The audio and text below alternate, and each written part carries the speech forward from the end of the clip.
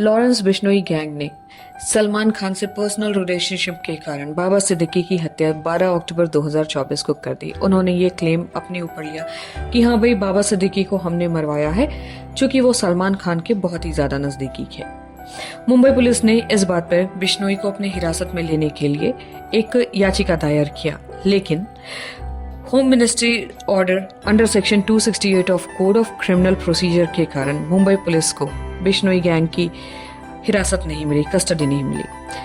अब सलमान खान को बिश्नोई क्यों मारना चाहते हैं? 2018 में भी हमें ये देखने को मिला था कि बिश्नोई के करीबी सहयोगी संपत नेहरा ने कथित तौर पर सलमान खान के आवास पर हमला किया था और खुलासा किया था कि उसे काले हिरण शिकार मामले में शामिल होने के लिए सलमान खान की हत्या करने के लिए काम सौंपा गया है। और according to the police, Bishnoi gang काले हिरण प्रजाति को बहुत पवित्र मानता है, इसलिए सलमान खान को वो मारना चाहता है, क्योंकि सलमान खान के थ्रू एक हिरण को, काले हिरण को मार दिया गया था।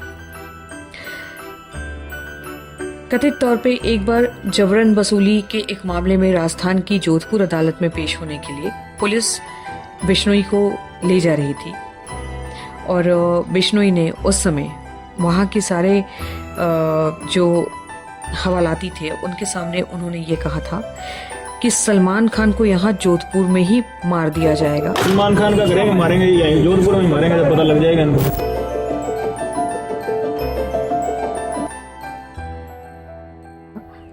तब उन्हें हमारी असली पहचान के बारे में पता चलेगा कि हम आखिर हैं कौन। अब अगर पुलिस चाहती है कि मैं कोई बड़ा अपराध करूं, तो अब मैं डायरेक्टली सलमान खान को मारूंगा, और वो भी जोधपुर में। अब इस बयान के बारे में जब बिश्नोई से पूछा गया तो बिश्नोई ने कहा कि उन्हें फंसाया गया है और ये सब आरोप फर्जी है। इन नवंबर 2023 बिश्नोई ने खान के साथ अपने कथित संबंधों को लेकर अभिनेता गायक गिप्पी ग्रेवाल के घर पर हुई गोलीबारी की जिम्मेदारी ली, और ग्रेवाल ने इस पर कहा कि भाई बिश्नोई भाई, हमारी खान के साथ कोई भी दोस्ती नहीं है, तो आप पीछे हमारे मत पड़िए। इस तरह से गायक गिप्पी ग्रेवाल ने अपने आप को बचाने के लिए सलमान खान से दोस्ती साझा नहीं किया और अपने आप को साइडलाइन कर लिया। हाल में ही अक्टूबर 2024 में रॉयल कैनेडियन माउंटेड पुलिस ने आरोप लगाया है कि बिश्नोई गैंग सहित काफी सारे क्रिमिनल समूह का इस्तेमाल कनाडा में खालिस्तान समर्थक तत्वों से जुड़े व्यक्तियों को लक्षित करने के लिए भारत सरकार के एजेंटों द्वारा किया जा रहा है। भारत और कनाडा के बीच बढ़ते तनाव के बीच राष्ट्रीय सुरक्षा सलाहकार मिस्टर अजीत डोभाल ने कथित तौर पर सिंगापुर में अपने कनाडाई समकक्ष से मुलाकात की, जहां पर कनाडाई अधिकारियों ने लॉरेंस बिश्नोई गिरोह को खालिस्तानी समर्थक नेता हरदीप सिंह निज्जर की हत्या से जोड़ने के लिए सबूत पेश किए, जिसमें कथित तौर पे भारतीय एजेंसियां भी शामिल थी। और ये जो प्रूफ था वो द वॉशिंगटन पोस्ट की एक रिपोर्ट के अकॉर्डिंगली दिया गया था। कौन है ये लॉरेंस बिश्नोई, जिसका कि पूरे भारत में, पूरे दुनिया में इतना नाम हो रहा है, इतना बदनाम हो रहा है, और ऐसा प्रतीत होता है कि अंडरवर्ल्ड में दाऊद के बाद आने वाला सबसे तगड़ा डॉन जो है वो लॉरेंस बिश्नोई है। आइए जानते हैं लॉरेंस बिश्नोई के बारे में। बिश्नोई का जन्म 12 फरवरी 1993 को पंजाब के फिरोजपुर के एक गांव में हुआ था। उनके पिता हरियाणा पुलिस में कांस्टेबल थे। उन्होंने 1997 में पुलिस बल छोड़ दिया था और किसान बन गए थे। लॉरेंस बिश्नोई के पिता 1997 में उन्होंने वॉलंटरी रिटायरमेंट ले ली थी पुलिस बल से, और फिर वो अपना खेतीबाड़ी का काम देखते थे। बिश्नोई ने 12वीं कक्षा तक अबोहर में पढ़ाई की और 2010 में वो चंडीगढ़ के डीवी कॉलेज चले गए थे। 2011 में Punjab university campus student council में भी वो शामिल हुए थे, जहां उसकी मुलाकात एक अन्य गैंगस्टर गोल्डी बराड़, आपको कई मामलों में गोल्डी बराड़ का नाम सुनाई दिया होगा, स्पेशली सिंधु मूसेवाला मामले में।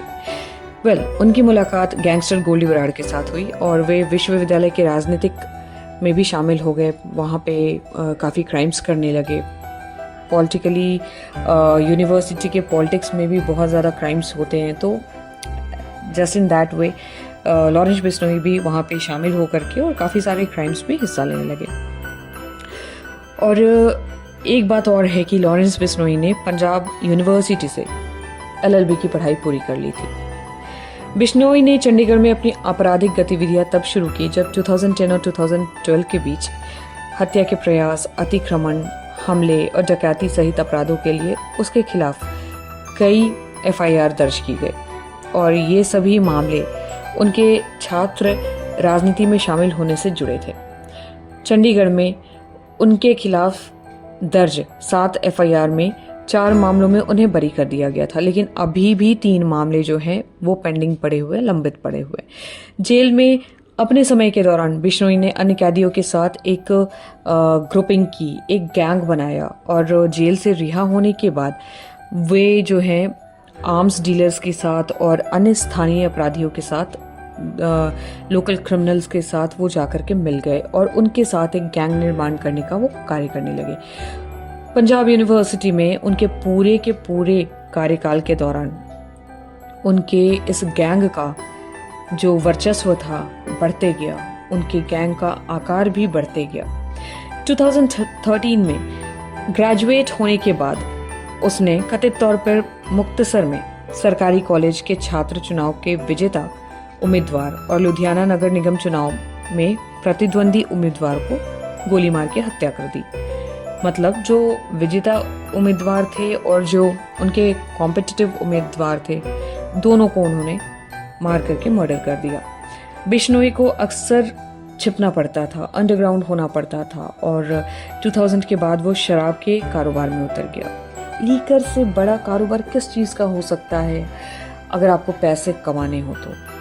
पैसों के लिए आर्म्स डीलिंग और लीकर डीलिंग, इससे अच्छा कारोबार कुछ हो ही नहीं सकता। तो बाकायदा बिश्नोई ने भी इसी रास्ते को चुना। उसने अपने गिरोह में हत्यारों को पनाह दी। 2014 में उसकी राजस्थान पुलिस के साथ एक आर्म्स के थ्रू काफ़ी ज़्यादा मुठभेड़ हुई और जिसके बाद उसे जेल भेज दिया गया। वहाँ पे वो राजस्थान पुलिस के थ्रू पकड़ा गया था और उसको जेल भेज दिया गया था, जहाँ उसने हत्याओं और गवाहों को मारने की साजिश रची थी। नाउ उसकी दोस्ती गैंगस्टर से नेता बने जसविंदर सिंह उर्फ रॉकी के साथ हुई। रॉकी जो है वो अपने नेतृत्व में गैंगस्टर लॉरेंस बिश्नोई को भरतपुर में एक्टिव कर दिया। रॉकी के नेतृत्व में लॉरेंस बिश्नोई भरतपुर में काफ़ी एक्टिव हो गया था उस समय तक। रॉकी की 2016 में जयपाल भुल्लर की हत्या कर दी थी। रॉकी ने की थी उनकी हत्या और जयपाल भुल्लर को खुद ही 2020 में गोली लगी थी, किसी ने उनकी भी गोली मारकर हत्या कर दी। बिश्नोई ने भरतपुर जेल में रह के कथित तौर पर जेल कर्मचारियों की मदद से अपना सिंडिकेट चलाना जारी रखा था। 2021 में मकोका के तहत दर्ज एक मामले में उसे दिल्ली की तिहाड़ जेल में ट्रांसफर कर दिया गया और according to senior officials of that jail, Bishnoi jail के बाहर अपने सहयोगियों के साथ संवाद करने के लिए वॉइस ओवर IP कॉल्स का उपयोग करता था। नाउ अगस्त 2023 में गुजरात आतंकवाद विरोधी दस्ते को नशीली दवाओं की तस्करी के एक मामले में हवाला देते हुए बिश्नोई को हिरासत में लिया है और अब उसे साबरमती जेल में एक बहुत ही हाई सिक्योरिटी वार्ड में ट्रांसफर कर दिया गया है। NIA की रिपोर्ट में बिश्नोई और उसके फ्रेंड गोल्डी बरार के खिलाफ खालिस्तान समर्थक संगठनों से संबंध का खुलासा हुआ है। ये खुलासा हुआ है कि वो गोल्डी बरार और लॉरेंस बिश्नोई दोनों के दोनों रिलेटेड हैं खालिस्तान समर्थक के साथ। कथित तौर पर बिश्नोई गिरोह के भारत के 5 राज्यों में लगभग 700 सदस्य हैं और इन 700 सदस्यों की पहुंच भारत के बाहर है। सिंधु मूसेवाला हत्याकांड में गोल्डी बरार का नाम आया था और ये भी नाम आया था कि लॉरेंस बिश्नोई ने भी उसमें साथ दिया है। तो 29 मई 2022 को पंजाब के मनसा में पंजाबी गायक सिंधु मूसावाला की गोली मारकर हत्या कर दी गई थी और मर्डर के कुछ घंटे बाद ही गोलीबारी की जिम्मेदारी गोली बराड़ ने ले ली थी, जिसने दावा किया था कि उसने लॉरेंस बिश्नोई के साथ मिलकर के ये साजिश रची थी। पुलिस ने ये सुझाव दिया, ये बताया कि बिश्नोई का गिरोह गोलीबारी में शामिल था।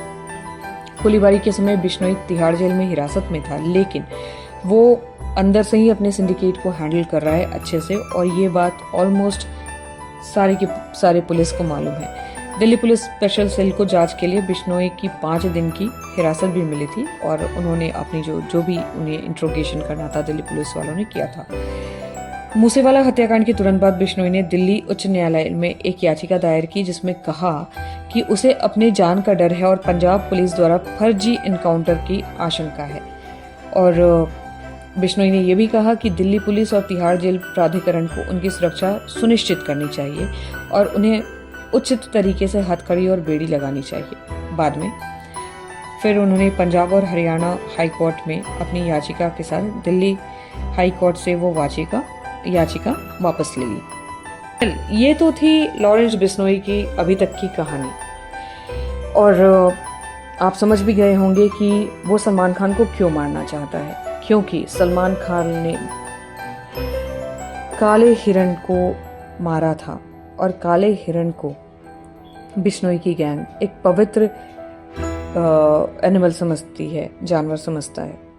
इसलिए सलमान खान के पीछे बिश्नोई गैंग बहुत बुरी तरीके से पड़ा हुआ है, और सलमान खान के सारे चहेते लोग जितने भी सलमान खान से रिलेटेड हैं, पर्सनल रिलेशनशिप में अच्छे हैं सलमान खान के, ये तलवार उन लोगों के ऊपर भी लटक रही है, क्योंकि आए दिन कोई ना कोई सलमान खान से रिलेटेड अब मर रहा है।